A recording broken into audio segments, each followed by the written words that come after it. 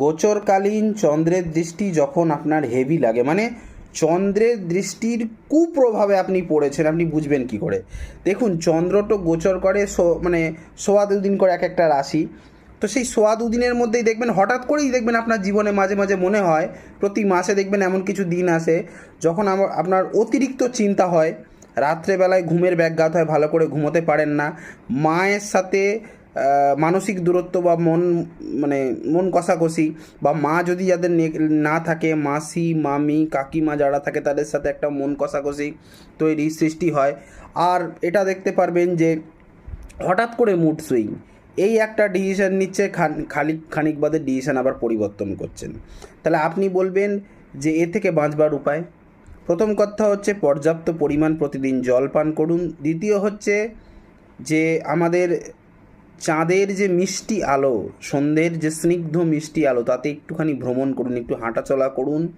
3 নম্বর, নিজেকে প্রতিপালন করুন।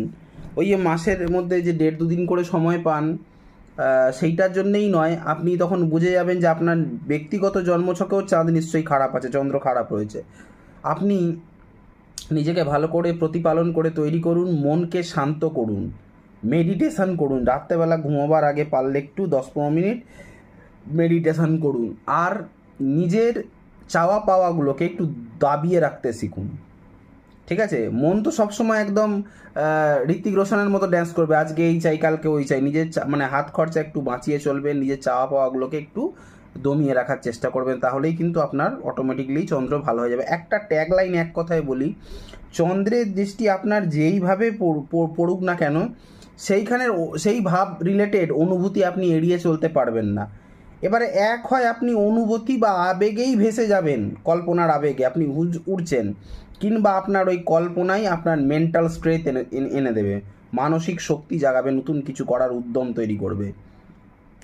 দেখুন, সবাই যে আপনাকে বুঝতে হবে তার কোনো মানে নেই, আপনি নিজেকে নিজে বুঝুন। আপনাকে মাইন্ডসেট করতে হবে, স্ট্রং মাইন্ডসেট।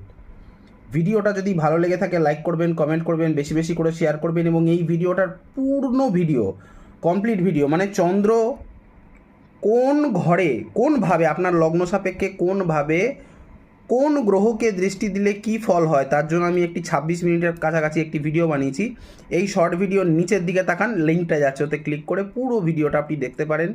আপনার জন্মছকে চন্দ্র কোথাও না কোথাও থাকবে, সেখানে অনুযায়ী প্রতিটি ভাব অনুযায়ী বলা হচ্ছে, ডিটেল ভিডিও, বিনা স্কিপ করে দেখবেন। আমাকে যদি কনসাল্ট করাতে হয়, স্ক্রিনে দেওয়া নাম্বারে কল বা হোয়াটসঅ্যাপ করে যোগাযোগ করতে পারেন। আজ এখানেই রাখলাম, দেখা হচ্ছে নেক্সট কোনো ভিডিওতে, নেক্সট কোনো টপিকে। হরে কৃষ্ণ।